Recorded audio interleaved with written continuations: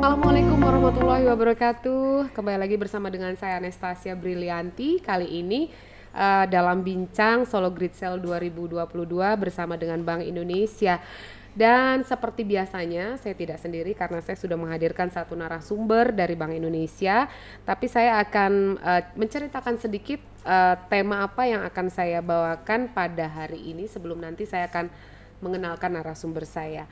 Transformasi dan penguatan ekosistem digital akan menjadi hal penting untuk diterapkan di tanah air.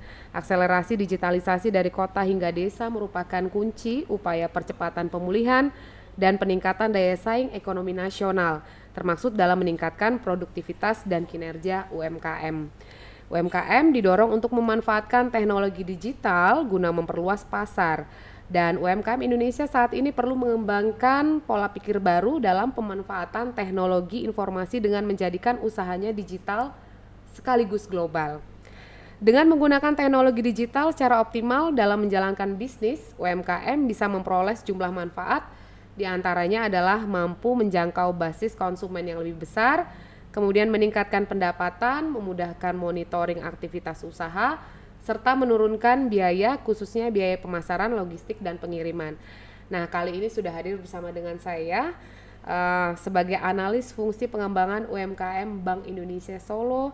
Sudah hadir Mbak Yuni Herlina. Hai Halo, Mbak Anes, Yuni. gimana kabarnya? Sehat, alhamdulillah. Mbak Yuni gimana?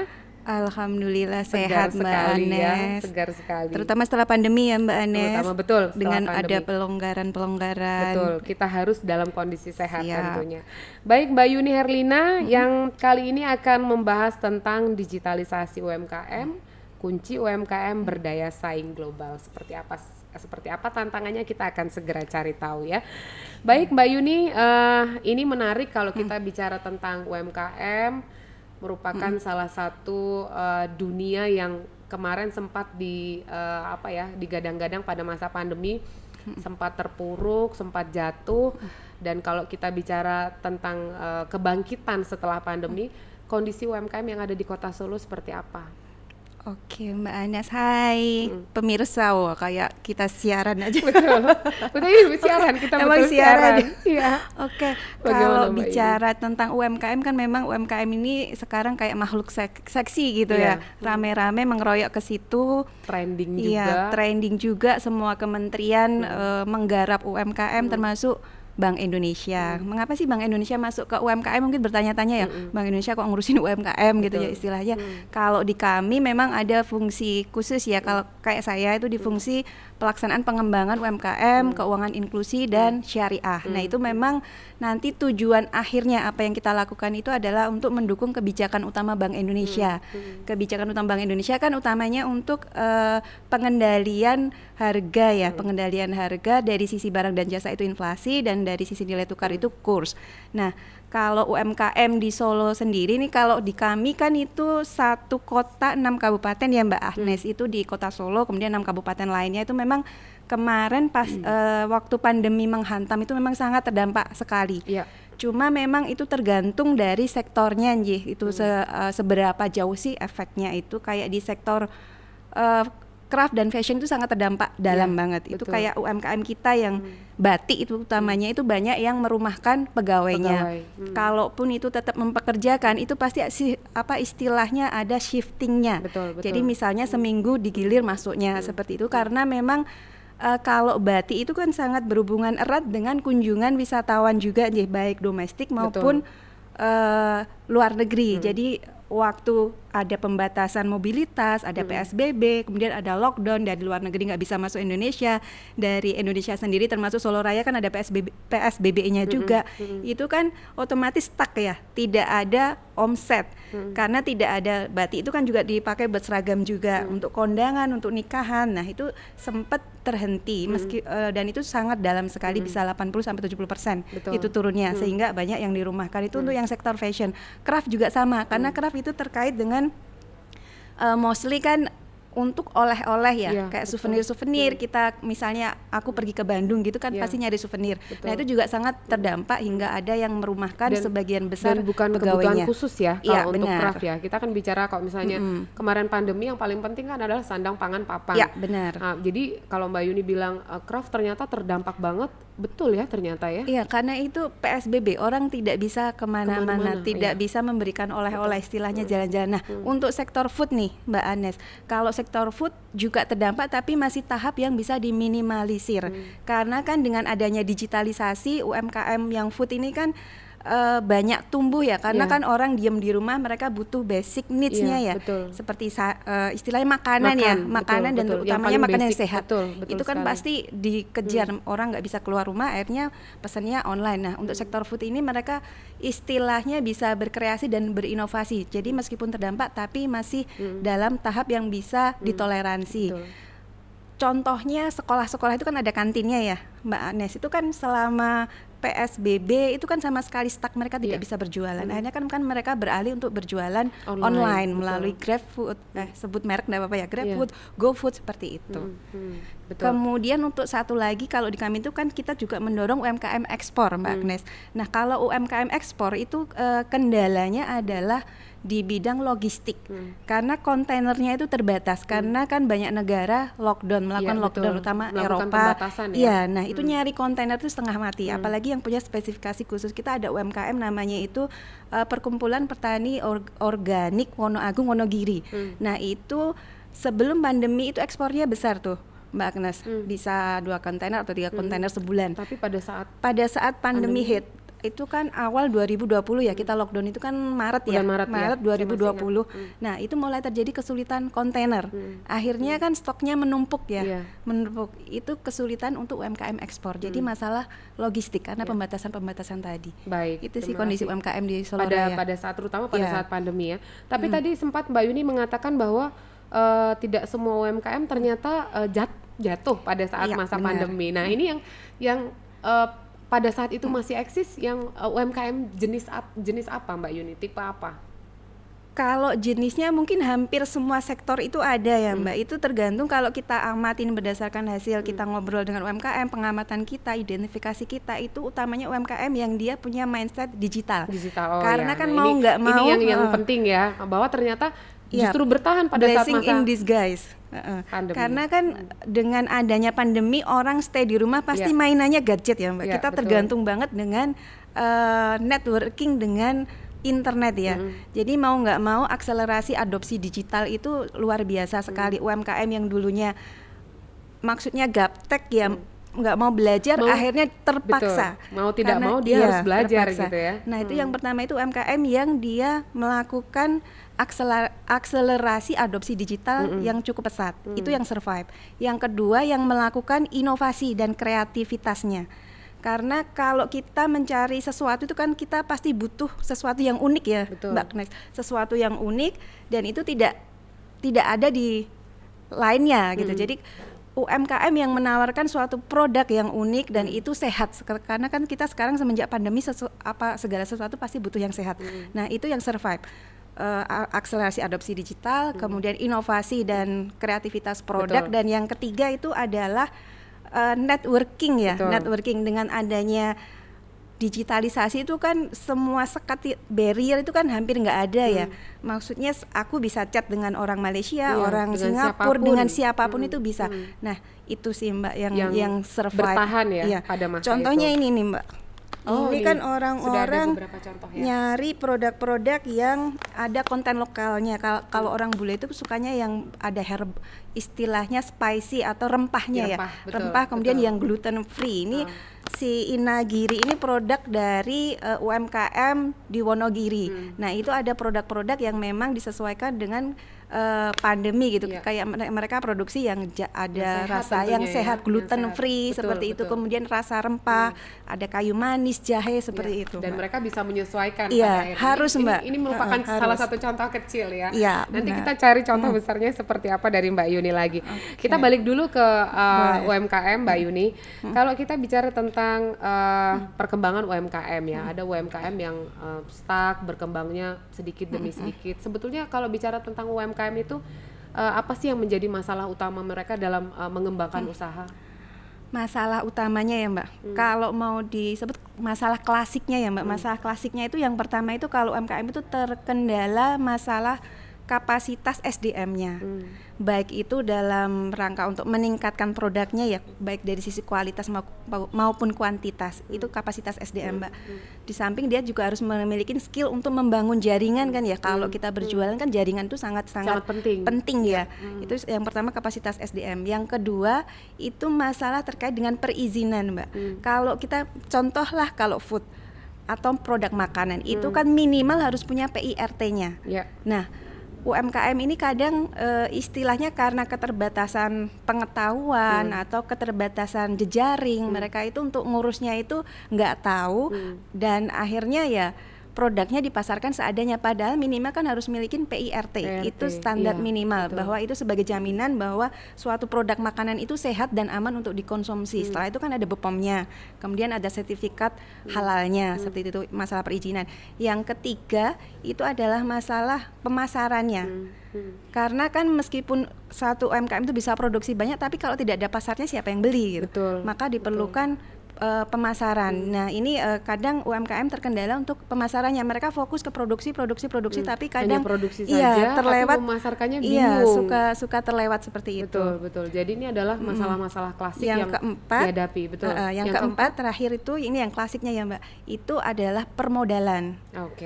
Itu kalau UMKM ini berkembang kan pasti butuh modal butuh modal. Sementara kalau perbankan atau lembaga keuangan lain ingin melakukan investasi dengan memberikan kredit di situ, pasti akan dilihat istilahnya kelengkapan dokumennya. Salah satunya kan adalah laporan keuangan.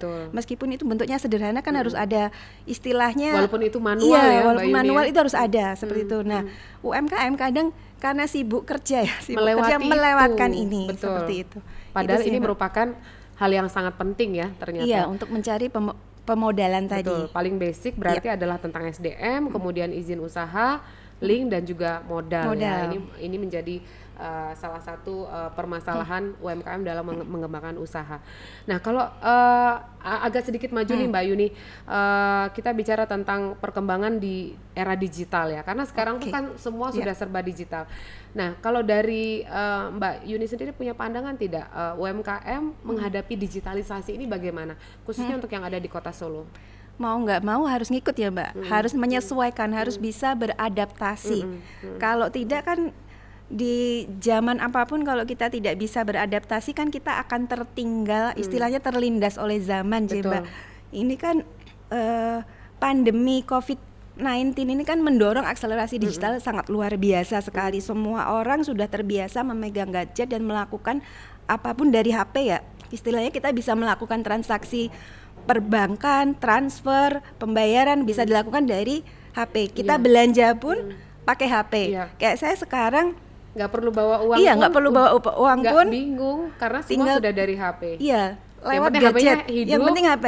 Kalau dompet ketinggalan nggak masalah, tapi kalau HP ketinggalan kita nangis Pak. Betul sekali. Seperti itu. Nah, UMKM harus membaca pasar ini karena kan konsumennya berubah ya dengan adanya pandemi. Konsumen ini shifting dari belanja offline menjadi belanja secara daring, secara online. Kemudian dari transaksi yang tunai menjadi transaksi non tunai yang cashless, karena kan kita nggak mau pegang uang yang udah dipegang banyak orang gitu kan. Makanya secara melakukan transaksinya kita selalu bayar kris, kemudian transfer seperti sekarang kan ada BI Fast, kita juga lewat BI Fast juga karena kan itu menguntungkan konsumen ya, karena dari 6.000 sekarang jadi 2.500 seperti itu. Nah, UMKM harus jeli membaca pasar ini Mbak.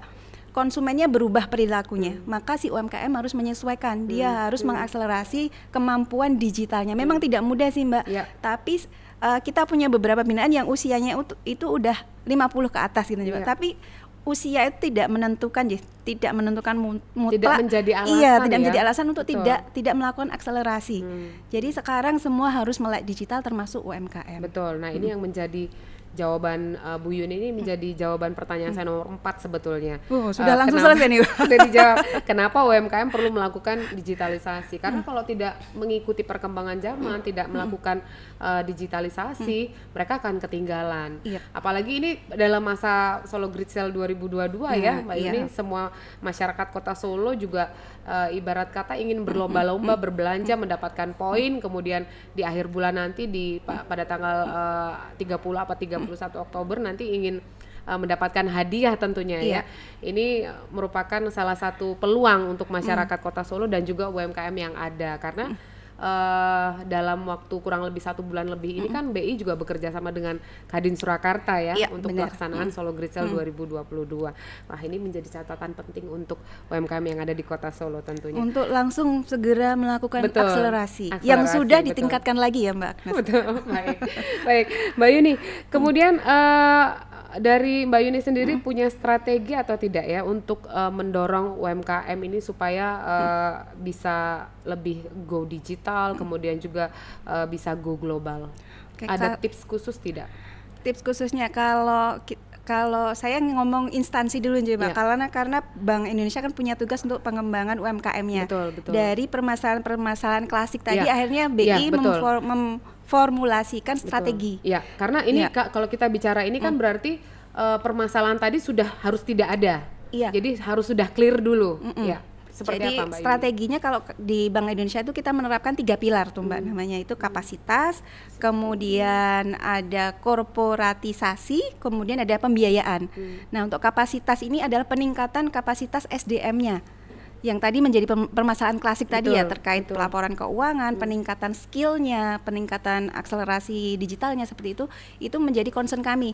Ada pilar namanya peningkatan kapasitas SDM, karena kita kan juga melakukan pendampingan UMKM yang dia bentuknya kelompok maupun yang bentuknya individu. Nah, kita mendampingin mereka dari hulu ke hilirnya. Kita berikan mereka pelatihan yang disesuaikan dengan apa sih yang mereka butuhkan.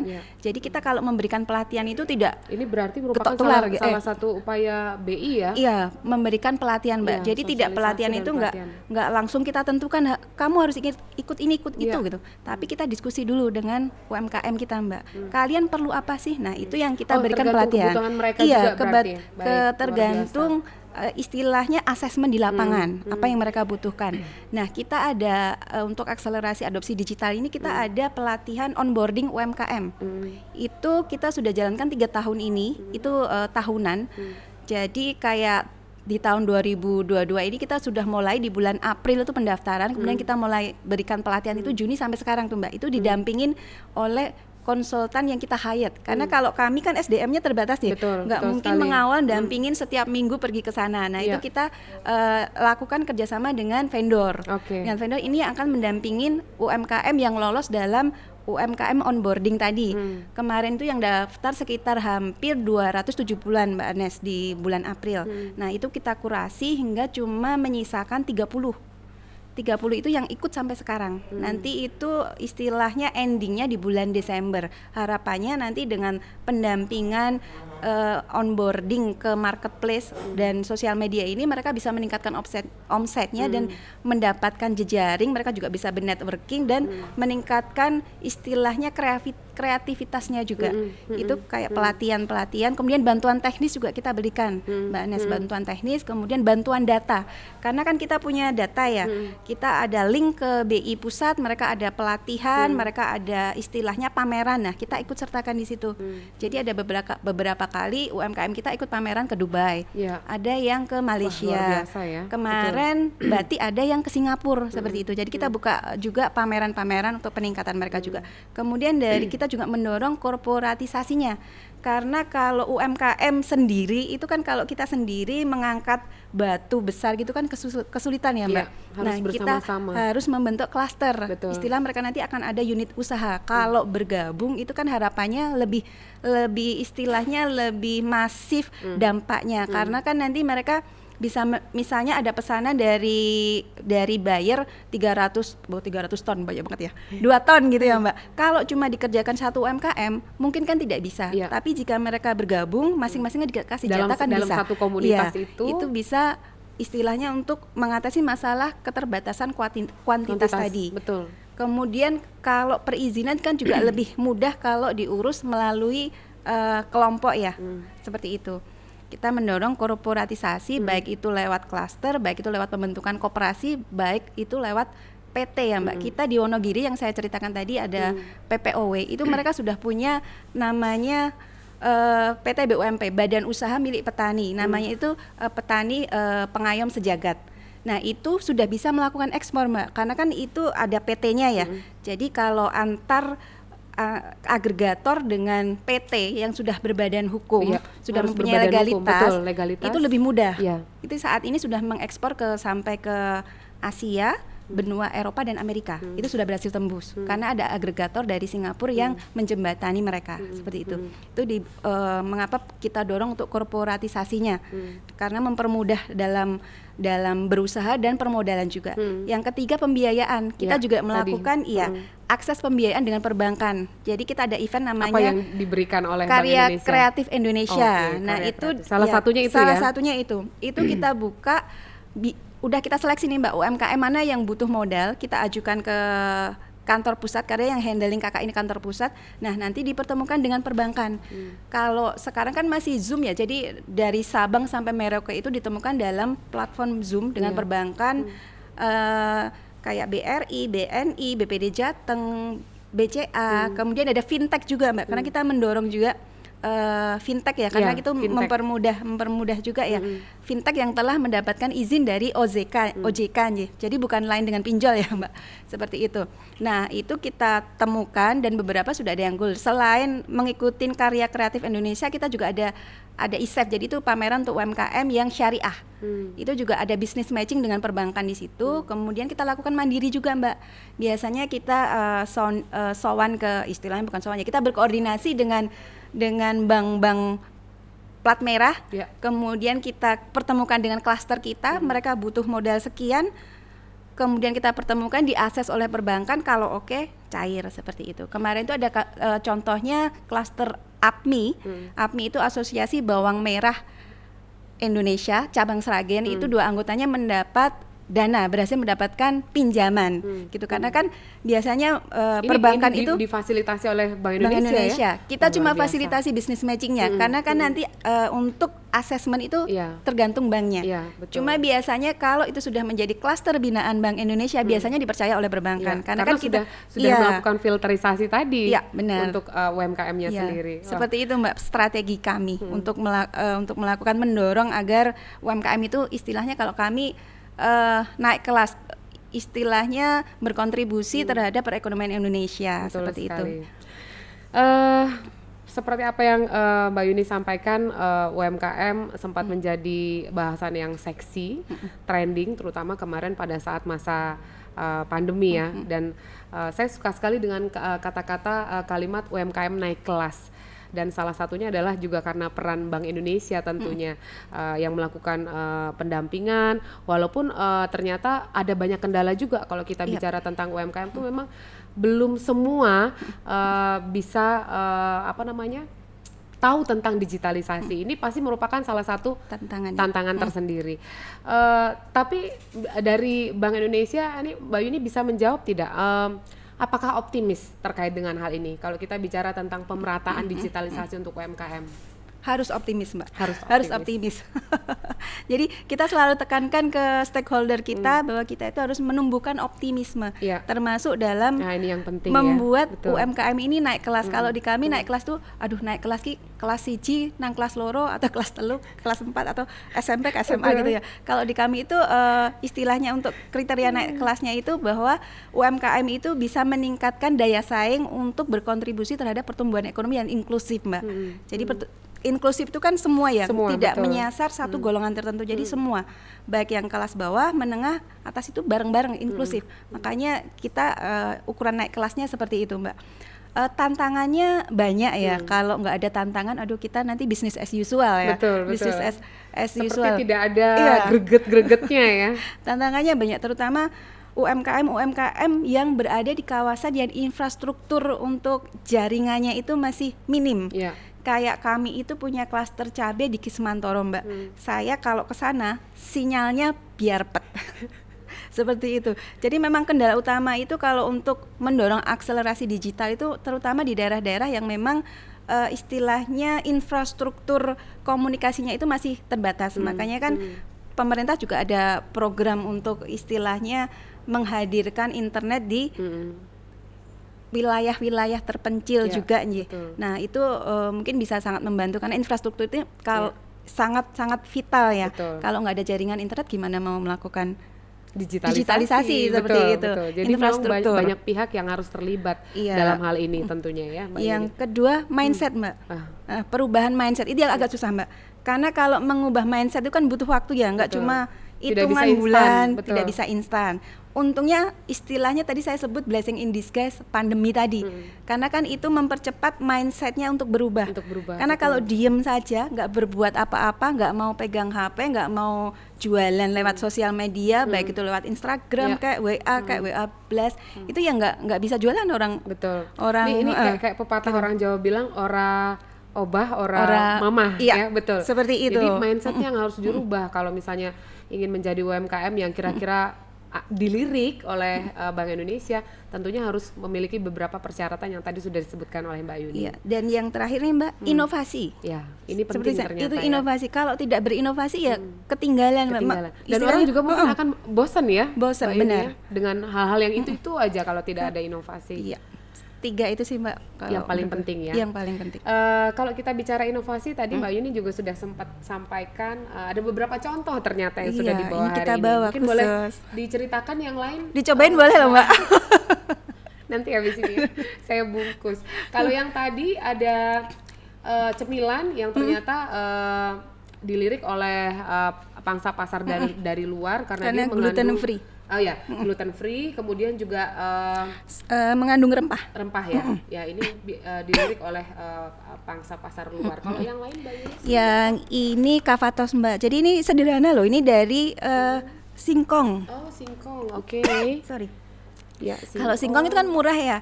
Biasanya kalau di pasar sekarang mahal Mbak.